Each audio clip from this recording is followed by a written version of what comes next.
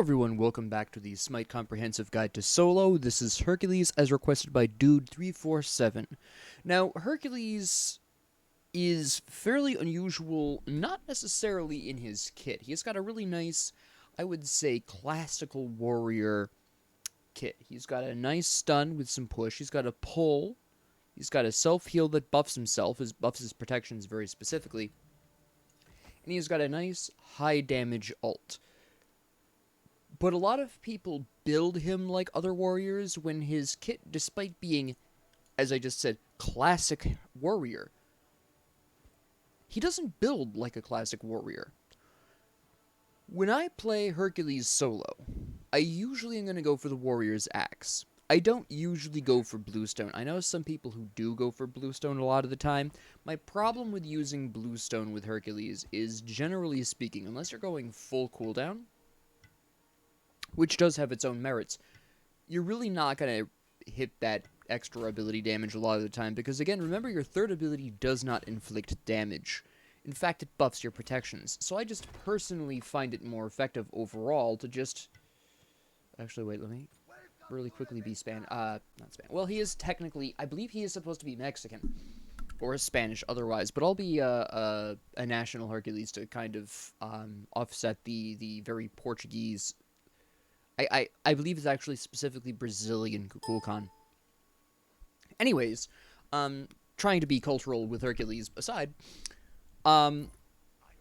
Hercules does not use his abilities the same way as a lot of other people. Now, there's two reasons you want Earthbreaker as your first ability. Obviously, first off, it does do slightly more damage. This isn't the really significant factor here, though.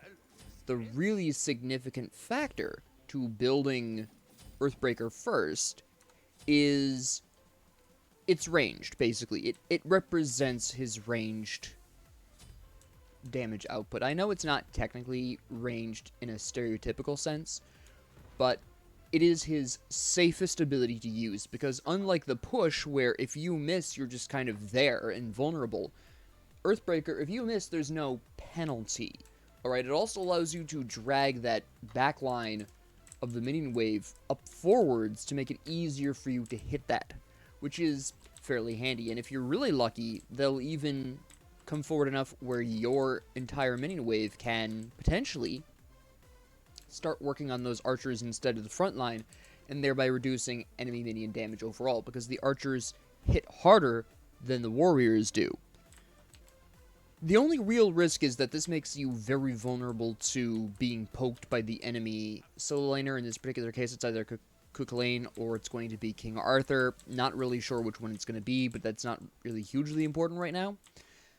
Another thing I want to point out is you will also have noticed that I do not have Soul Eater. I am not going for Soul Eater at all. Hercules works a lot better with Hydra's Lament, because a lot of his abilities, either you're going to be nice and close. Okay, Cuchulainn, that's interesting. Okay, I'm not lucky today. Yeah, he poked me good. He played that really smart. He made sure to not be poked by me, which is fairly important.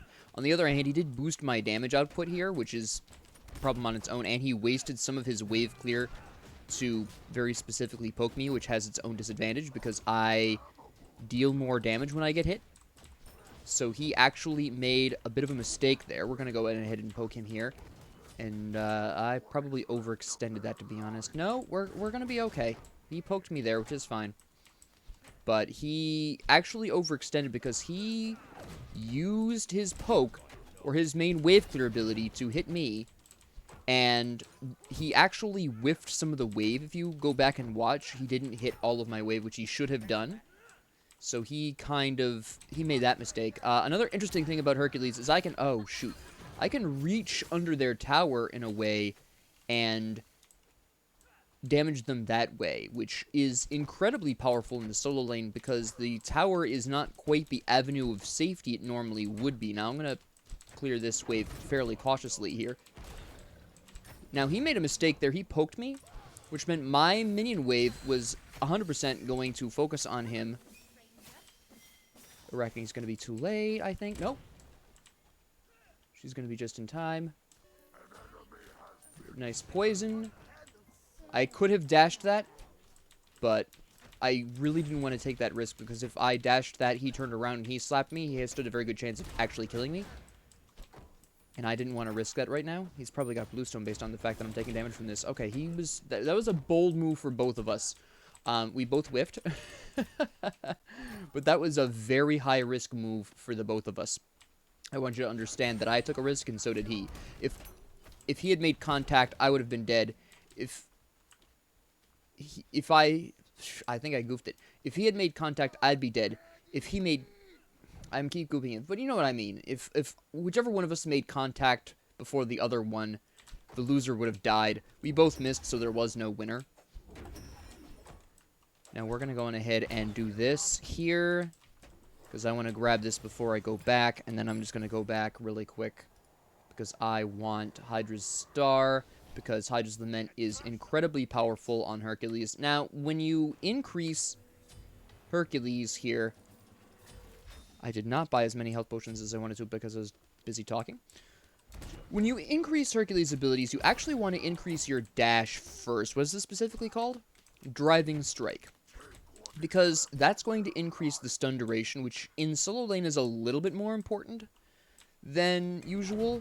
Because I'm going to be able to slap him here. I'm going to get some nice poke on him. I just did a lot of damage right there for absolutely free. And he's going to take some good minion poke there because he made the mistake of hitting me, which, again, you want as Hercules. Hercules is... The most unique thing about Hercules actually is his passive, at least in the laning phase. Because where most people want to poke you, in general terms... You know, most of the time when you're playing solo lane, you want to poke the enemy god just so that way you can pull that minion aggro and make sure that their minions are attacking you and not your wave. You don't want to do that with Hercules, because that makes him stronger. Not by a lot, but in the early game, it's enough. As I've clearly been demonstrating here, I've been able to really slap him down because he's been boosting my power by a good... At this point, it's 8 power, which doesn't sound like a lot, but that's 8 more damage on my auto attacks. That's a little bit more damage on my abilities, and again, it's not a significant amount, but this early in the game, it does make a difference. Also, he's building his protections first, which is his own thing, and I can also, of course, stun his entire wave, which gives me a distinct advantage. Now, in the late game, I'm going to have a problem with him because he is going to reduce my healing with his ability, just naturally without any kind of issue there. I'm just going to poke him out here. He fights me, okay. So late game, this is going to go a lot worse for me, but this early on in the game, I have all of the benefit here, and very little of the risk, and I'm just trying to zone him out right now so that way I get as much as possible. But I am not in any particular danger at this point in time, and I'm not going to be for a decent bit. I mistimed that.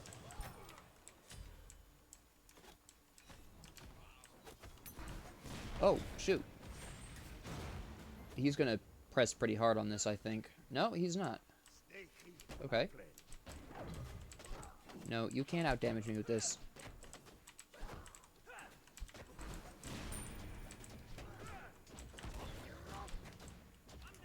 Now, again, he's doing damage to me, and my minions are attacking him. I'm doing extra damage.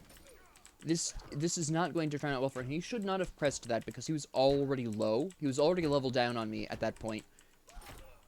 And then, on top of that, my minions were killing him at the same time. I somehow missed a minion there. Alright. What I'm going to do is driving strike this wave back towards me, and then I'm going to go ahead and clear this out here. Now, you might be tempted to increase your healing. Avoid that temptation. It does not make that big of a difference early on in the game. You're mostly using it to boost your protections a little bit here, because early on you actually have a really nice boost in protections.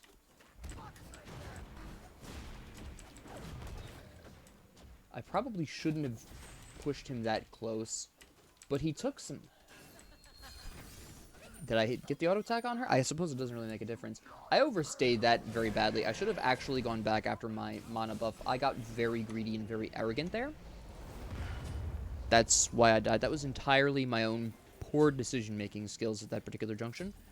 But we also know that Daji is going to be fairly aggressively looking at us over there. Probably because, again, he's fairly behind. And even after my death there, being the second death, I'm still very ahead of him. But I would say at least half a level, if not slightly more. Because he's died to me twice. I've been able to clear minions under his... I've been able to push minions under his tower. I lost my mana buff, which is the main problem here. That's the scary part about my death there, but the mana buff is already 3/4 of the way back, so I'm not too concerned about it, because Arachne's been doing a really great job of keeping an eye on that. And again, he pokes me a little bit. I get to... I shouldn't have used that then. I get to deal some extra damage here. Oh, he played that smart. He played that smart. Good play, good play. She's going for his blue buff, I assume. Pardon me.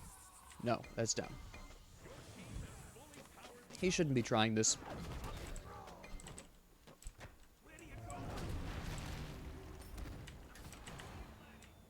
That was an odd delay.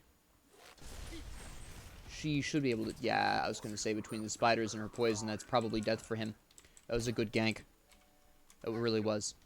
I'm going to go ahead and clear this to make sure that the enemy Daji doesn't come in and try to steal this. And then I'm going to go back for my blue buff. I'm going to... Oh, no, I already have a ward down there. We might actually pull this wave out here really quick. Yeah, that's not a problem. Make sure we clear this out and get this all out of here. There we go. And then we're going to go back for the blue buff. Now, a large part of my damage output right now is a result of Hydra's Lament being absolutely powerful, because I'm going to be able to, watch, push this, boom, 155 damage. Pretty good amount of damage for that level. Now, at this point, once you have Driving Strike maxed, you're pretty much free to increase whatever you want as long as it does damage. Again, we are trying to increase our damage here. We don't want to increase our healing yet, because it's not really going to make a big difference a lot of the time. You have health potions to kind of balance that out. You don't need the self-heal from this. My next item, by the way, for reference, is going to very specifically be Gladiator's Shield, because it is going to increase our damage output a little bit. It's going to give us some protections. It's going to give us some cooldown. It's going to be a really wonderful time. We're just going to go ahead and institute this. We're going to just leave that alone. I don't really care. I want this for my mana. Kira's over here for some unholy reason. I'm not sure why. He's also building Hybrid, which kind of concerns me for the late game, but we'll see if we can stomp him down first. No? Alright. We're going to go ahead and use that health potion there. I want to stay relatively healthy. I'm going to have to replant my wards pretty soon. Now, I'm not using Driving Strike here, very specifically because I want to force him to come in here so I can completely miss. I probably shouldn't have used that there, because it's going to leave me very exposed to this ult here. And then I just did some huge damage to him with Hydra's Lament. That's going to be an easy pickup for tier. That's fantastic. Even though I died, and he definitely got a little bit more out of that death, the fact that he died as well means that I'm not going to really fall behind. He's not going to get too much out of that. Again, I am one level higher than him, and I have a little more gold than him. He will get some slight value out of that, more than I will. But the lane is stalled. You can see the waves there being pretty much equal. My blue buff is going to be back. It's going to be really wonderful for me. So we're going to grab Gladiator's Shield. At this point, I'm going to want a hybrid item of some kind. Actually, I don't want to use this quite yet, because I want to decide what I want to use as my hybrid item. I'm kind of leaning towards Mantle of Discord or Spirit Robe, but we're just going to grab one of these. Now, the reason why I want a hybrid item at this point is because I still want to be building physical protections to fight against Cuchulainn. I don't want to necessarily go straight into pure magic protections. That's a mistake a lot of solo laners make. I talk about this pretty often. A lot of solo laners go, they build their first physical protection item or whatever protection item is specific to their laning opponent, and then after that, they go for the opposite protection, despite the fact that the laning phase isn't even over yet, which is a huge mistake. Build a double protection item if you're still in lane. Alright, because you know that in the near future you're going to be rotating. That goes without saying, but it's a mistake to just go right into the opposite protection, because you don't know necessarily, I was a little too late on that, but that's okay. You don't necessarily know when you're going to rotate, if you're going to rotate. You know, right now Cook Lane is behind, he's actually building properly. Okay, that's good. That's not very common, but it is good that we have this here. He shouldn't have done that, because that's going to make him a priority. He put himself in a really ugly position there. He's not really respecting. This is the problem with this particular Cook Lane, and it's not anything to do with the character. It's the player themselves. They're really not respecting my ability to push him somewhere or otherwise to inflict damage. I'm not really sure where the disrespect is coming from here. But he is not respecting the fact that I can stun him. He's not respecting the push. You have to be very careful when going against Hercules, because he does have all of these options. I can stun him, I can push him, I can do a lot of things with him. You actually, Cook Lane has done a really nice job of demonstrating this for me, you can't really fight Hercules near his tower. That's asking, you're basically giving a Hercules, at least a decent Hercules, you don't even have to be a good one, you just have to be a decent one, the opportunity to kill you under tower. Alright, I have done a lot of damage to Cook Lane under tower. I actually killed him there specifically because I was able to push him under tower, and he took, I think, 2 tower shots very specifically. And that's not something that, as a solo laner, you want to be giving the enemy solo lane. You don't want to be giving them this free opportunity to get a rather substantial amount of damage. Now, earlier this year, and even last year, in general, the damage output of towers was so low that it was not too much of a risk once you built your physical protections to fight so close to tower. But nowadays, they've recently buffed the tower damage. This completely changes this, and I'm wondering if he just hasn't adjusted his strats yet to account for that, because this does seem like negligence, basically. The just unwillingness to kind of adapt to, okay, to adapt to this. Hercules has actually become more viable now than he used to be as a result of this. And I'm just going to drag you back, because I already know you're going to pursue me all the way back here. And here we are. Same old story. You just gave me free damage on you. That put me from a disadvantageous position health-wise to an advantageous one.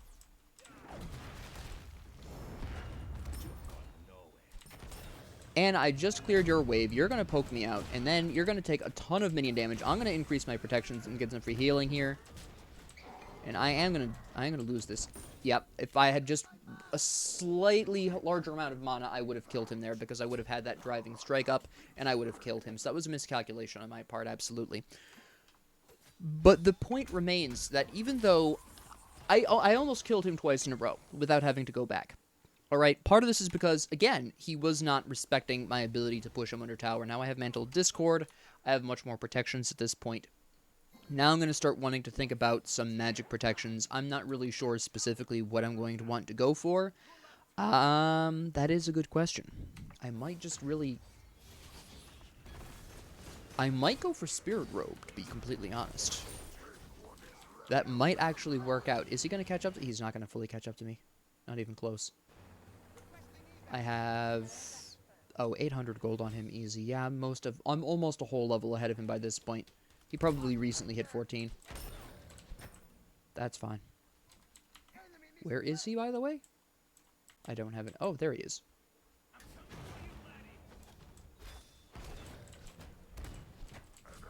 And, alright, I almost killed you.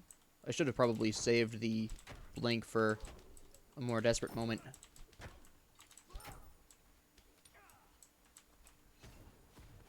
And we're just going to try to take this down before... Now, he'll be able to come back, but that's fine. I think I'll be able to take the tower just straight up anyways, to be honest. Yeah.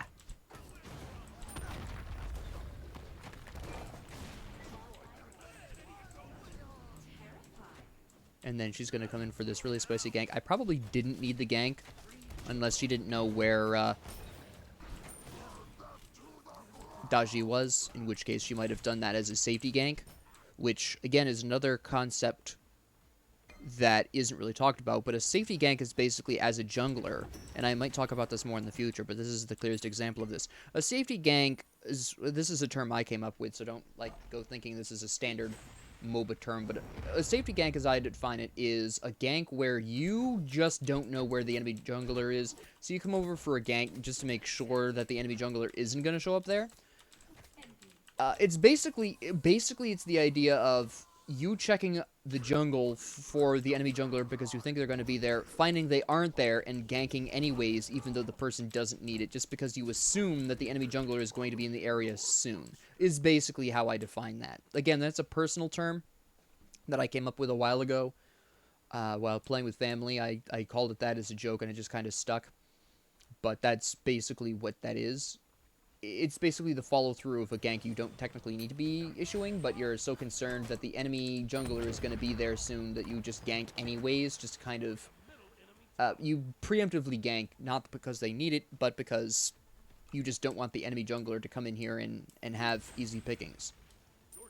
This can apply both to a fight that you don't need them to. For example, I didn't need Arachne to participate in that to kill Cook Lane, but I would have been in a very vulnerable position had she not ganked, and so because she ganked, I was not in danger of dying to a gank myself. He's just looking for that minion wave there.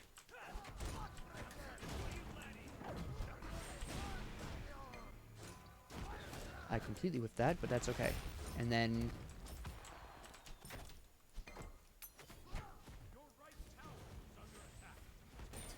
And then I just kill the Wonder Tower at this point because I have enough protections to do so. And I am assuming she's warning me that somebody's coming over. It's Zeus! Zeus, what are you doing, man? Come on, what is this? What are you doing? I am 4 levels higher than you. What the hell do you think you're doing? Really? That was a good play, though. You do realize your back is to the very enemy you fear most, which would be the enemy Kukulkan. That was... He wasn't wrong in his stratagem. The problem is that he completely forgot about the fact that Kukulkan just exists.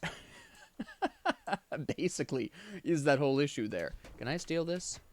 I would love to steal this from him. Because that would put me in an extremely strong position and give me basically free rotations. Yeah, I think we can get away with this.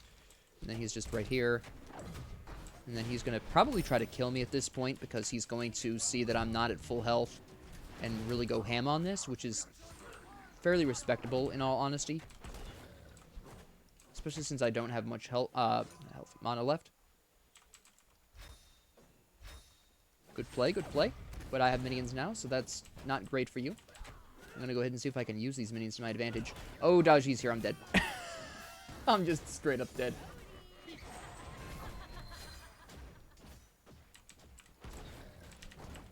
I got stuck, wait a minute. Oh, hold on. Oh no, look. Apollo tried to save me. Oh, I appreciate the effort, but he was just a second too... Oh, Arachne's there to avenge me, that's fine. They'll pick up 2 for 1 here, I'm pretty sure. I'm not that worried about it. Oh, someone rage quit. Okay. Yep, and then do they pick up the Daji here? Was that Zeus who rage quit? Yeah, it was. I'm pretty sure that's a Zeus rage quit. He's 0-7 at this point. And what do I want as my final... I have 40% cooldowns because Hydra's Lament as well. What do I... The sledge, maybe? I'm not really sure. I'm just so powerful right now that it really doesn't make a huge difference, to be completely honest. Yeah, we're just going to go for the sledge. No, what I'll do is I'll probably go for, I don't care about that. Get out of here. I'll go for, I don't really technically need it, but I might go for Genji's Guard here. That's, yeah, that would probably work out quite well. I don't actually need it because the Zeus is rage quit, obviously, but... Well, I assume he rage quit, but he might not have. He might have just disconnected regularly. I find that very unlikely, though, given the circumstances. Again, he's 0-7. I absolutely curb-stomped poor Cook Lane over here.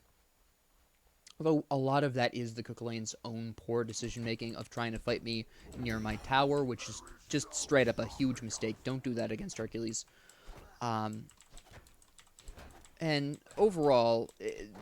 Again, this is very specifically how I build Hercules, and you can see why. The Hydra's Lament, even though I don't have a lot of power, you would think that it wouldn't really work that well on Hercules, but I'm actually getting a really nice amount of power from my passive to the point where I'm getting, like, on average, every time you build up the 3 stacks on this, so you get hit 3 times, and you have, like, 66 power, hands down. And 66 power is a very large amount of power to get. A single item rarely gives you more. I think the only items that actually beat out Hercules' passive in terms of damage is that was a nice throw. Is Bloodforge and fully stacked Transcendence, I think, are the only 2 items that beat Hercules' passive in terms of power output. And just the insane amount of damage he can put out as a result of that is just absolutely disturbing. She just made a huge mistake here because she's basically setting herself up for me to get slapped, for her to get slapped. I'm assuming you are right here. Okay. Good play, good play. Alright, now I'm not going to be able to catch her, but now you're catching these hands instead. Come here. She's coming back in to save you, which is kind of funny. No, they're just going to straight up leave. Okay. Now, why am I building Genji's Guard? Well, in case Zeus comes back, but primarily because... No, actually... no, I have a better idea of what I'm going to build. I'm not going to build Genji's Guard. I don't need it, first off. Second off, I can get some really sweet... I have a different idea in mind here. Hello. Now, I'm going to be building... I believe it's Oni Hunter's Garb. Yeah. Because that's going to give me some damage mitigation, which will also help against the physicals. Another really strong item on him, would actually might switch to instead, is the, hello. Just going to go ahead and do this. I'm probably not going to live through this, but that's okay. That's alright. What I'm actually going to do instead, though, is I'm going to go into Bulwark of Hope, because this is going to give me a health shield, which will actually provide me with the opportunity to just heal back during that health shield period. Oh, wait, before I get that, though, hold on. Get this first. It's going to do me more good, because it's going to give me some healing. Based on a percentage, so that's going to be really nice.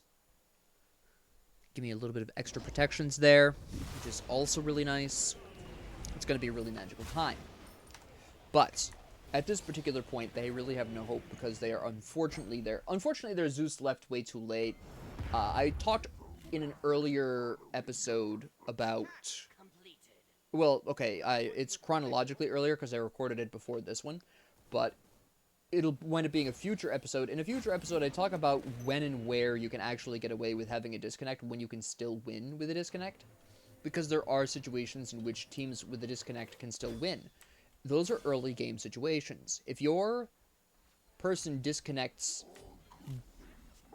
early enough on, but before, after the game has started, after the match has started, but they disconnect, somewhere in the first, I would say, 10 minutes, there is an actual... Oh, she bamboozled me. There is an actual advantage to that for the team with the disconnect, because that means 4 people are not splitting up... I'm sorry, 5 people aren't splitting up experience, only 4 people are. Which means, from the early to mid-game, for a team with a disconnect, they actually stand a decent chance of winning fights. It's only once people start hitting level 20 that the team with the disconnect begins to fall behind. And in this particular case, the Zeus left late enough where we're seeing people starting to hit level 20. So it's already too late. See, the entire enemy team is already almost level 20, so at this particular point, they really don't need the bonus experience that Zeus be not picking up. They would still not really need that so much, so they're already falling behind the period of time that they need to be able to make recovery here at this point. So they're already not going to win just based on that. It's too late. We're all level 20 on our... Well, okay, we're mostly level 20 on our team. They're mostly level 20 on their team. And at this point, they don't have the potential for a level advantage, so they just have the disadvantage of the disconnect. So they're already doomed at this point. I go into a little bit more detail about this in a future episode, which sounds very odd to say, but you'll understand what I'm saying later on. I should probably grab a mana buff, actually. Should grab his mana buff. I just saw somebody clear that scorpion. They're over here. I think I'm gonna just assume it's Daji at this point, to be honest.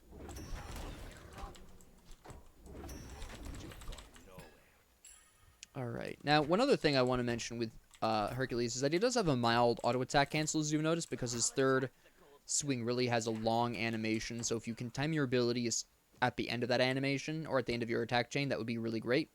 You will get a little bit more damage output there. I'm just poking him out at this point. He's not really a threat to me anymore. Even though he's only one level down, I have so much more gold than he does at this point. I goofed that pretty severely, but that's alright. Yeah, he's not hitting me hard at all. What are you building? Oh, you're building... You're basically copying my build. Except you have bluestone. It's basically what it is. That's fine. Let him come. Oh, wait. We've got him sectioned off? Okay. We'll just go on ahead and kill him. She's probably going to dive this. That's fine. Tyr was... Great blink, by the way, from the Tyr. That takes some knowledge of the jungle. That was good. That was a really good blink.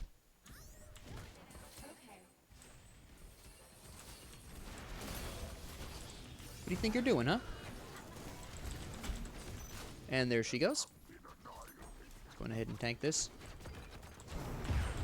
Activated that just in time. For the Nuwa ult. We're just gonna...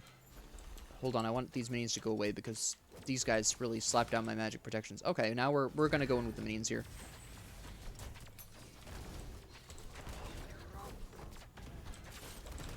Oh, I barely mistimed that. That was a shame.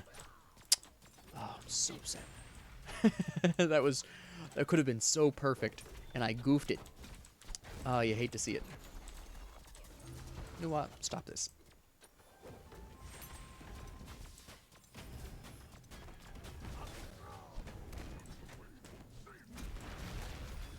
She Aegis'd that. Well played. I did not think she would have the time to Aegis that. So I'm kind of impressed. No, you don't.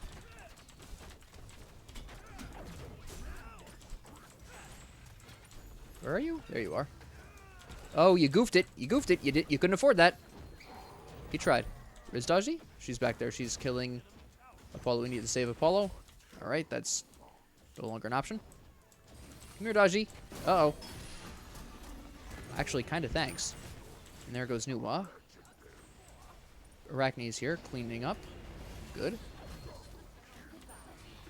That's a shame. That's a shame.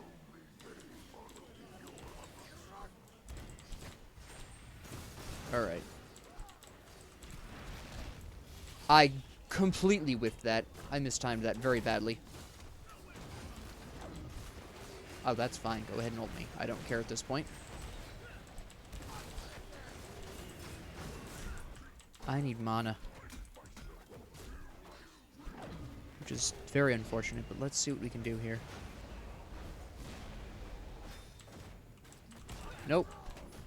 You don't get any more kills today. Get out of here. That was a pretty wild and woolly ride.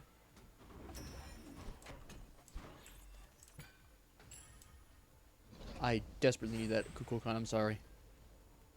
Okay. We can totally do this. I completely mistimed that. He pulled him out of my range, but that's alright. It's not gonna make a huge difference. It's not like I hit like a steam train. That's not sarcasm. I don't hit like a steam train. That's not my goal. We're gonna go back. We're gonna grab Bulwark. We're gonna do really disgusting things to them. Alright, and then we can even grab, for the benefit of our delightful Hydra's Lament, a potion of power. Cool. Now, can I just slap down Nuwa really quick? Is this something I can get away with? No. Oh, she turned around. And then she stuck around for some unholy amount of time. What is this? What? He kind of helped me out there, because what I'm going to be able to do now is this. And then my allies are going to come over here and save my life. And you're committing too hard to this.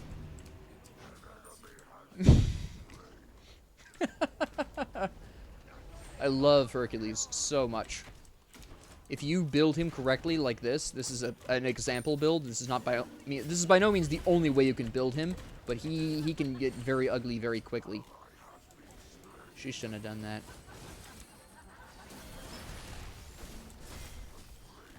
Yeah, she made a mistake. I'm gonna die here, but that's fine. Because at this point, Arachne just needs to kill King Arthur.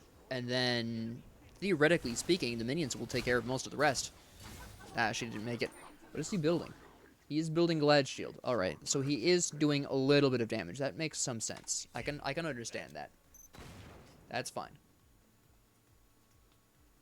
They really should surrender at this point, though, because they can't win. They're gonna try, and they're putting up a pretty good fight, but honestly, at this point, it's too late. The Zeus left at one of the worst times. And again, I am pretty sure that was a rage quit. He has made no attempt that I can see of coming back. I'll ask at the end of the match just to confirm, but I'm pretty sure that's a rage quit, and I'll probably wind up reporting him.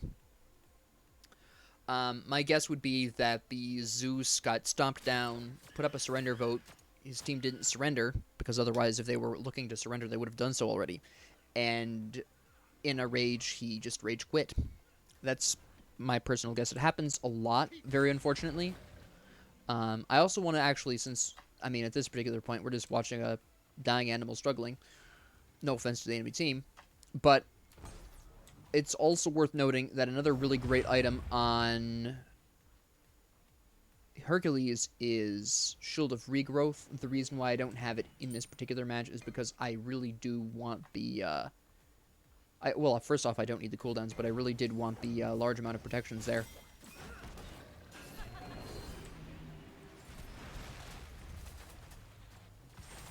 Alright, so she got out, but that's fine. Where is Nuwa? I just saw her like 2 seconds ago. Alright, I'll attack. Okay. I'm not sure how Tyr managed that, but good job to him. Wow. Oh, you're dead. Yep, there he goes. We gotta get rid of King Arthur here. He's more of a threat than I was originally anticipating.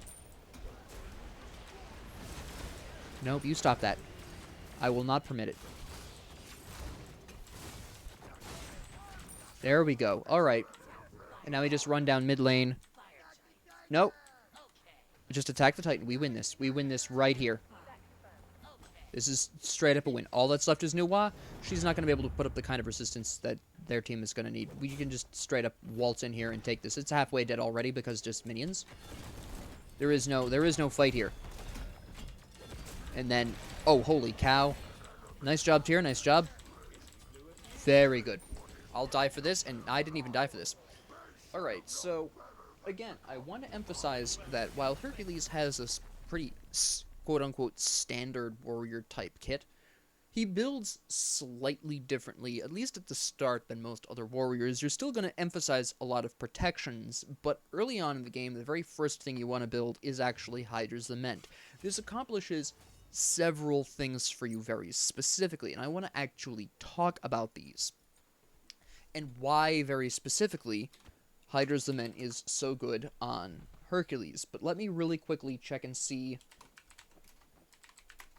if the Zeus rage quit, because this is a fairly important question, and I really want to try to cut down... Okay.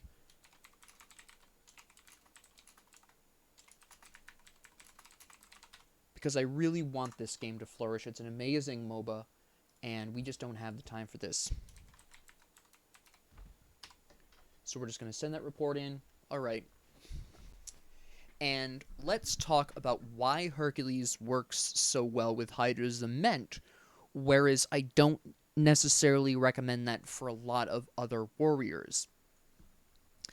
The primary reason why it works so well on Hercules is because Hercules' kit, with the exception of his ult, essentially ensures he is within range to hit the Hydra's Lament buff. Because if you actually read the ability, 8 seconds after using an ability, your next basic attack will deal an additional 35% damage. Abilities that function like basic attacks do not benefit from this. For a lot of warriors, you're not necessarily going to be in a position to take advantage of this. And I'll talk about that in a little bit and why that is for a lot of these warriors. But Hercules, when you land your dash, the enemy is stunned. And you've just obviously dashed right into them. You've physically rammed them. So you're right there already. It's a guaranteed auto attack land. Then you have your pull. If you're already in melee range, you don't necessarily need the pull for that. But if you successfully pull them towards you with the Earthbreaker, then, oh, look, they're in melee range. Hydra's Lament Slap. When you activate your self-heal buff, that triggers Hydra's Lament. This gives you 8 seconds to land an auto attack. Now, sometimes you're not going to be able to do this. Sometimes you're using that preemptively. That's fine. But what you can the reason why Hydra's Lament works so incredibly well is this following combo. And you probably saw me do this several times, but I want to actually say it out loud for the people who learn or memorize by audio rather than visual. The idea here is Earthbreaker to pull them in, and as they're landing, you hit them with the Hydra's Lament Slap. Then you do Driving Strike, pushing them in whatever direction you want, stunning them, Hydra's Lament Slap. Self-heal to trigger Hydra's Lament a third time, Hydra's Lament Slap. You get 3 nearly guaranteed Hydra's Lament hits in one combo. Alright? Which, if that sounds incredibly powerful, yeah, it is. Especially when you remember that because of Hercules' passive, for every level that he has, he's getting 1 power up to 3 stacks. He's getting 2 baseline power, plus 1 per level, for up to 3 stacks. With his passive, at the end game, when you're level 20, this means you get 22 power per stack for 3 stacks tops, 66 power. I already discussed how there's very few items that can beat that in terms of actual power.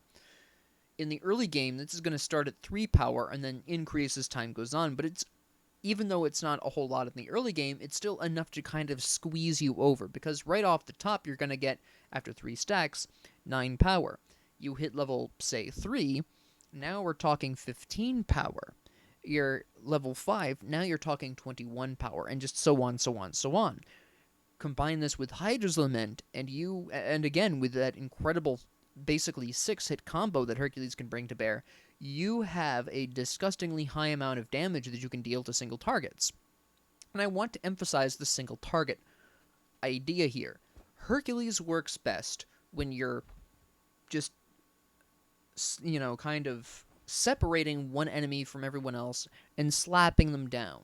And Hydra's Lament really helps with this idea. Now, sometimes, obviously, in some team fights, you're going to need to get into the thick of things and just kind of cause chaos and stuff in general, but in a 1v1 fight, Hercules is nearly impossible to kill because of his kit, because he's got the stun, he's got the pull, he's got the self-heal that increases his protections, and also he heals 90% of the damage he's taken in the whatever amount of time that buff lasts. I think it's 5 seconds.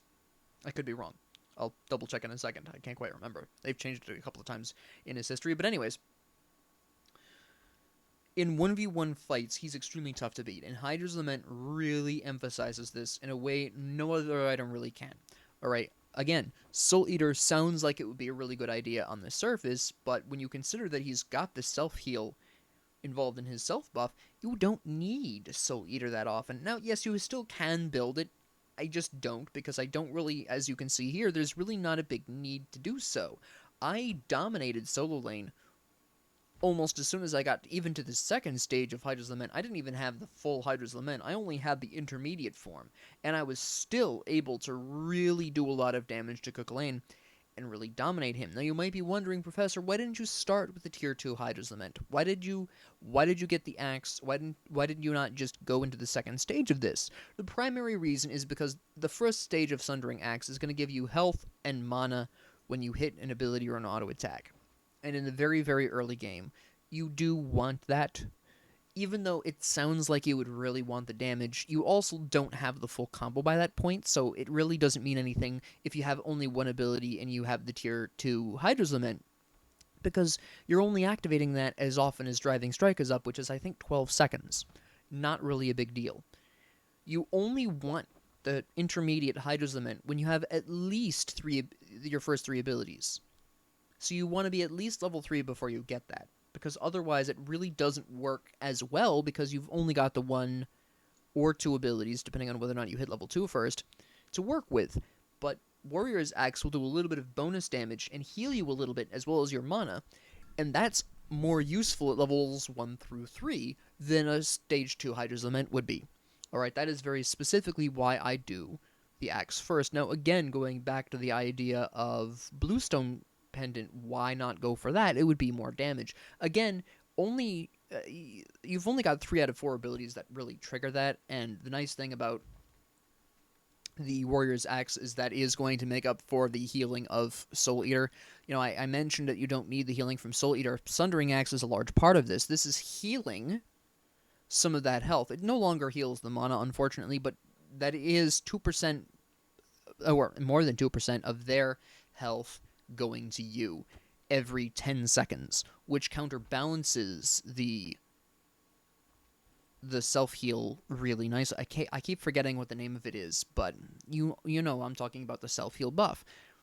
And Sundering Axe is all you need to accent that, in all honesty. There is no other healing you need to really help you along with your self-healing in most situations. There are a couple of exceptions where I'll build Stone of Gaia, but those are very few and far between. But it's just an absolutely fantastic combination with these 3 items. And once you get these, you know, Sundering Axe, you've got Hydra's Lament, you've got your self-heal, which is also why you don't really need the self-heal leveled up earlier, is because you've got the Axe. Then you go into Gladiator's Shield, and you go into this because your self-buff increases your protections very specifically. 35% of your protections goes into that. 35% of your fully leveled self-heal gives you 110 protection, so you're getting actually like a good 35-ish damage out of that right then and there, excluding any other bonus damage from your actual items. And so Gladiator's Shield is abnormally strong on Hercules as well, even though, again, only 2 of his abilities consistently hit. Again, he has his ult that can do that as well, but Glad Shield only procs once per ability. But it still is a really effective way of basically causing Hercules to do insane amounts of damage with both his auto attacks via Hydra's Lament as well as his abilities via Glad Shield. And this is pretty much all of the damage Hercules needs to really dominate in the field. Again, assuming you are separating enemies and picking them off one by one, which is where Hercules really excels.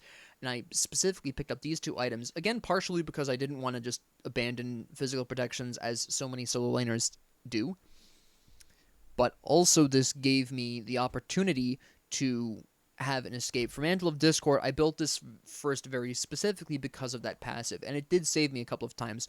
And what you're really looking for out of the passive is just a second or 2 to get your self-heal back online. That's really why this is great. Spirit Robe is just for those moments when, oh, I've been silenced, oh, I've been stunned. You're more likely to survive that crowd control train, the CC train, with Spirit Robe, and, you know, be able to recover from the CC train and use your self-heal. That's kind of what this is intended for, basically. And then Bulwark of Hope, as I mentioned earlier, the passive is really nice here because you get that health shield, and that gives you the opportunity to heal back up to a safer level of health. Alright, that is just absolutely incredible. Again, I almost built Oni Hunter's Garb, which is also very effective in general, but considering all things, I just felt like the Bulwark of Hope was going to do me a little bit more good, and I really wanted to talk very specifically about that. The damage mitigation on Oni Hunter's Garb is really incredible. I have a mild preference for Bulwark, though, because it just gives me 10 more protections, 50 more health, and that health shield, I think, at least in my personal experience, gives me a better window to self-heal back to a healthier amount of life than the damage mitigation out of Oni Hunter's Garb, especially when you already have all these protections in the first place, so that damage mitigation isn't going as far for you as a tanky solo than it would for somebody who only has Oni Hunter's Garb, as an example. Again, the only real exception to this is Spirit Robe, and that's just to kind of almost ensure you survive a CC train long enough to actually be able to get off the train and heal, right? That's kind of the intention there, and this is this is how I build Hercules literally 90% of the time. Sometimes I'll splash in an anti-heal item. For instance, I might go Pestilence instead of Bulwark of Hope if they have enough healing. They didn't here, but I have been known to do that. Maybe they're an unusually physical comp. I'll build Breastplate of Valor, or if I'm feeling particularly spicy, maybe I'll build Mystical Mail, because Hercules lasts forever, and Mystical Mail, even though he doesn't actually help Mystical Mail out in any way, shape, or form, it's not like he reduces enemy protections or anything, just the sheer amount of time he can survive in a fight, as, again, I'm hoping this episode indicated, really allows you to get a lot of benefit out of a Mystical Mail. It's uncanny, it's very odd, but that's really a lot of the ways that I approach Hercules, and he does build differently as a result of this, and there are some cool things you can do with him, and I encourage you to experiment with builds a little bit, not necessarily in Conquest right away. If you want to experiment with builds, I find Slash is great for experimenting with builds, because you at least get a taste of laning in Slash, as well as a much faster taste of team fighting with a particular build. And just as a general rule, when I go to test builds, I'm generally going to test them in Slash first before bringing them to Conquest and adjusting them slightly for the longer game of Conquest. Just as a kind of, just to inform you that that's my current process. Beyond that, what else can we talk about in this match? Was there anything else that really stands out to me as being particularly odd? Well, one thing. Namely, tier building Bluestone. Now, actually both the supports were weird here, because tier, with the exception of Bluestone, tier built fairly tanky. Okay, he was going to go for the max cooldowns on this, which was going to be absolutely hilarious. But besides Bluestone, his build was actually pretty legitimately tanky. I'm somewhat concerned about the Blackthorn. I think that was a little too early to build this. This is something you would want to build in the second half of the game, and you already have your protections, and I think that was a mild error on his part. I think this should have been... I also would have liked to have seen Gauntlet of Thebes on him, just for the aura, or at least some more auras. There's really two problems with Tyr as a support, and this goes a long way towards why he did okay, but not great as a support. Tyr has two issues as a support. One is that he's only got one real actual source, well, two sources of legitimate crowd control. One is his offense stance push, that goes without saying, and second, his ult has a slow. And I believe his dash under the defense form has a pop-up, and then he's got the self-heal, and while that's all okay, first glance, the problem is that Tyr has a hard time lining up some of these. It can be somewhat difficult to get him in a position where his push means something for his ADC. And he also didn't build his items. His itemization is not supportive at all. There's nothing here that helps his allies in any way, shape, or form. There are no auras. There is nothing like that. He was going for a hybrid build here, where he was building mostly protection. He was basically building like a classic tier solo lane. Essentially, he started with Bluestone, and then he built Blackthorn Hammer, which gives you a little bit of damage, gives you some cooldown, and then he went full protections. And then he was going to grab this at the end for some more cooldowns and a splash more damage at the end. He was building solo lane tier in the support role, basically, which is why I was so concerned at the early game. And the only reason that this didn't backfire on him is twofold. One, Zeus rage quit. That's a fairly big thing there. Second, the King Arthur was just as bad. He was literally just as bad, because you might look at the King Arthur's build and say, oh, he had Sentinel's Boon. He was playing true support. No. Sentinel's Boon does not help your allies. If he was really interested in helping his allies, he would have built Sentinel's Embrace here, not Sentinel's Boon. This was entirely to keep King Arthur alive, while he literally stole the kills from his ADC, which, by the way, I'm pretty sure was Nuwa, which has its own issues, which I'll get into in a second here. So, basically, the way I believe this goes down, because I'm pretty sure Zeus was their mid based on what I was seeing on the minimap before he rage quit, but I'm pretty sure they had an ADC Nuwa and a support King Arthur. Now, alright. I'm glad I was solo for this because the Cook Lane was actually a really good solo fight, and he was a great example of what not to do against Hercules. No offense to no offense to Frozen Fire, but they made some terrible strategic decisions there. Actually, I won't even say strategic, tactical decisions. The tactical decision making wasn't there. All right, the build is fine. Cook Lane's build is totally fine here. Pretty standard Cook Lane build. Nothing wrong here. Beautiful. I think he should have probably built Soul Eater first instead of Glad Shield, but that's my only criticism here. I think he would have done a lot better with that. I think he panicked when I started slapping, when I got my first 2 kills, and he panicked and went full protections, which totally killed his damage potential until he got to Bluestone Brooch. So he wasn't even hitting for anything harder than a wet noodle until he got Bluestone Brooch. So that's my only criticism of the Cook Lane here. Other than just the tactical decisions there, the moment-by-moment decisions in lane were generally bad. That's not how you play against a Hercules. You really have to respect the Hercules' ability to push you away from the lane and lock you down. And this wasn't helped by the fact that Cook Lane has a tendency as a character to just pull minion aggro anyways. You activate his release steam, or whatever it's called, where he has the aura of damage around him. That can get you killed if you're incautious with it. And there were a couple of times where the Cook Lane was incautious with this. But the King Arthur here was clearly just building what they basically full tank support, which ignores your allies and just goes full tank. The problem is King Arthur doesn't have the kind of kit to back this up. King Arthur has very, very little crowd control. He's got 1 pop-up outside of his ult, which has its own issues, and he's got a cripple on his, I believe, his stomp, and that's it. Alright? Oh no, it's on the wide sweep in his yellow form. Alright, he's got 2 forms of crowd control and 6 abilities.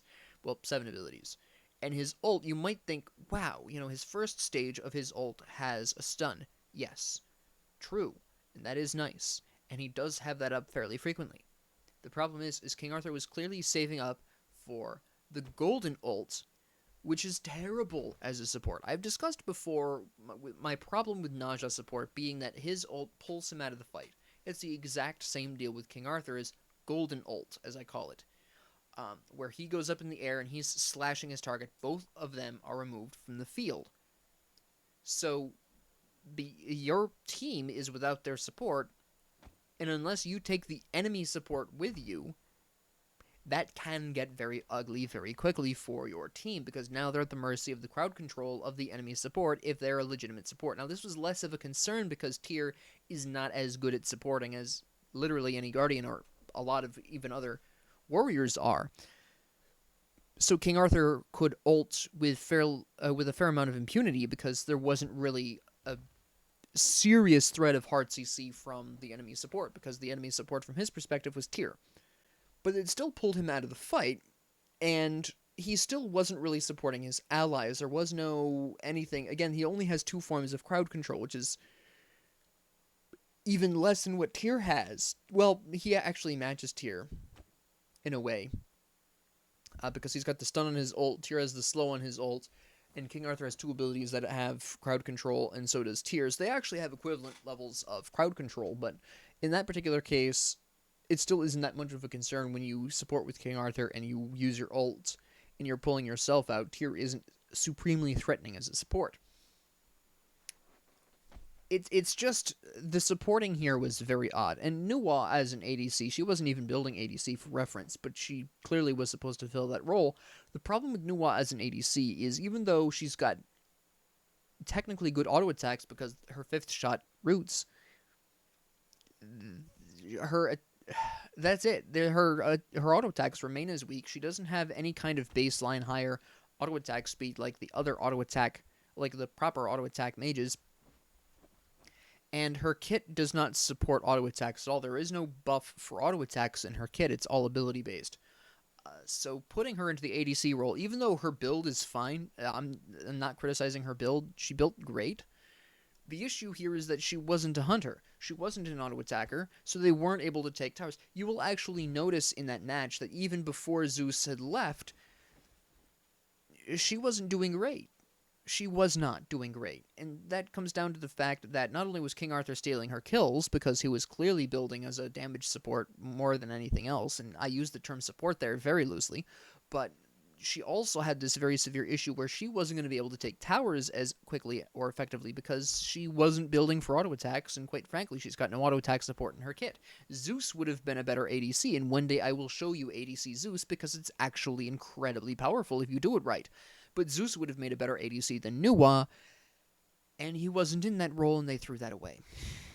Alright, this was, even before the Zeus rage quit, there was a series of very odd character decisions here. King Arthur should not be a support. He doesn't have the crowd control for it. He doesn't have the supportive abilities for it. His ability, beyond his crowd control that he has in his kit, there is nothing that helps his team.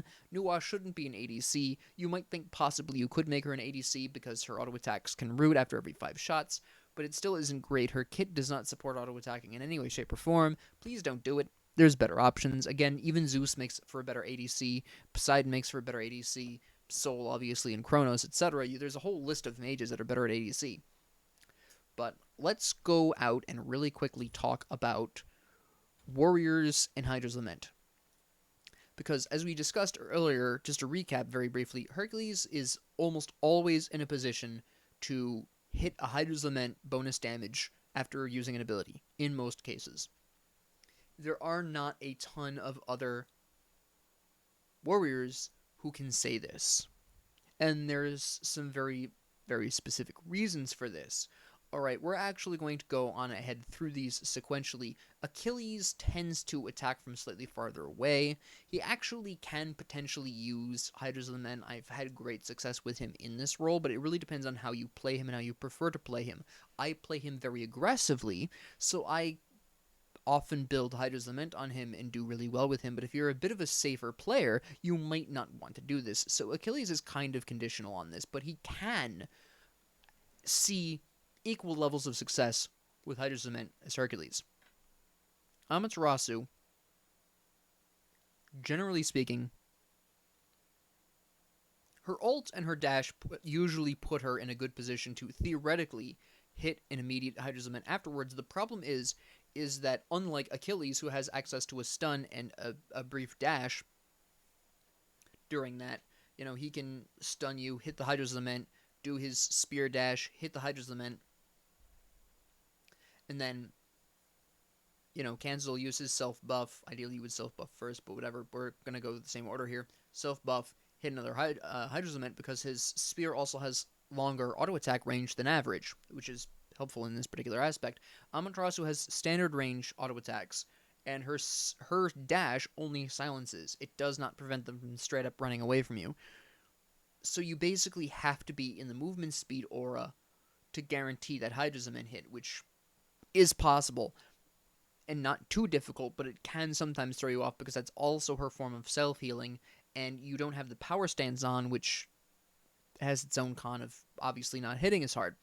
She can use it, but it's something you have to get used to, unlike Achilles and Hercules, where it comes in a very specific organic combo that you can memorize. For Amaterasu, you kind of have to make it up as you go along, and that can be somewhat difficult. So before you go bringing Hydra's Lament into Amaterasu's kit, before you go building Hydra's Lament into Amaterasu, unless you're really familiar with her already in the support role, I would recommend practicing with her first and really getting a stronger feel for her kit, and then when you're comfortable with it, then you bring in Hydra's Lament. Alright, she takes some practice and getting used to before you can bring her to that point. I could do it, I don't tend to because there's cooler ways of building her. We'll talk about that when we get to her, but she can use Hydra's Lament very effectively. You would think Bellona can, but the honest truth is surprisingly not really. With an asterisk, it again depends on how you play, but much more aggressively than Achilles. If you're going ability-based Bellona, you're not really going to want to, but if you hit the enemy with your shield, you can generally follow up with a Hydra's Lament slap, and if you're within a certain distance of your chain flail, you can hit a Hydra's Lament slap. But the problem is that the chain flail tends to be used at max range, and you're not going to be able to close that distance without ulting, and at which point you're ulting anyways. That's a guaranteed Hydra's Lament, whatever. Interestingly enough, also the hammer can be sometimes really hard to hit a Hydra's Lament attack with, because Bellona moves at normal speed while using that, and a lot of people, if you've watched people play Bologna, they kind of wig out when they when they use the hammer swings, where sometimes they don't wind up close enough to the enemy to hit them with the Hydra's Lament, and then it's basically this weird dance of the enemy trying to not get hit by Hydra's Lament. So it can work on Bologna, but I find it to be very hit or miss, and I don't like using it a lot of the time on her. Chalk, honestly, a lot of the time you're again, it can work on him, but it's very hit or miss because when you throw your axe, you can either teleport to it, which is very predictable and enemies can see coming, and you can generally get out of Hydra's Lament slap range, or you bust out your rain and your enemy is just going to use an escape move to get out of there. And the only time you're really going to guaranteed hit a Hydra's Lament is if you ult in, then use your rain, and then you're going to hit the Hydra's Lament. It's very inconsistent with Chak because, again, he hasn't got much in the way of hard crowd control, which is typically fine on warriors, but it just gets, just like Bologna, it's very hit or miss. Cook Lane does not really need Hydra's Lament. He doesn't really use it that well for a number of reasons. One, he doesn't need the MP5 that it provides. Two, his abilities don't necessarily always put him in a close enough range. His abilities have this really odd distance to them that actually is perfect for him not landing on a Hydra's Lament attack, and I've tried several times to make this work because he also has his spear like Achilles, but unlike Achilles, who's got the hard crowd control of the stun and also this little dash that he can proceed an auto attack with, which is really nice because now that you can cancel Achilles' dodge attack midway and hit that auto attack, he's become a lot better with Hydra's Lament. Cook Lane doesn't have that. So despite having the same kind of spear range that Achilles does, because his abilities tend to be a little bit more distant in the first place, that ideal distance where it can't work, it just generally doesn't. There are better things to build on our Long Shen. Gilgamesh, don't build this on Gilgamesh because one of your abilities literally kicks the enemy away from you. So unless you're already up against a wall fighting them in this small enclosed area, you're actually kicking the enemy away and guaranteeing you're not getting the Hydra's Lament hit unless they're insane and they rush you. And basically that. Guan Yu, as I've shown from hopefully the support video, he doesn't really need it. Again, it's also very tough for him to land this consistently. He's got the slow, he's got the stun after his ult. And yeah, he's got the heal, but he doesn't have something like Hercules where he can guaranteed close that distance. Except for his ult. Horus is great with this. Actually, Horus is one of the very few warriors that I almost always build it on. The other option is Golden Blade. He's very good with that as well. But he is absolutely incredible with Hydra's Lament.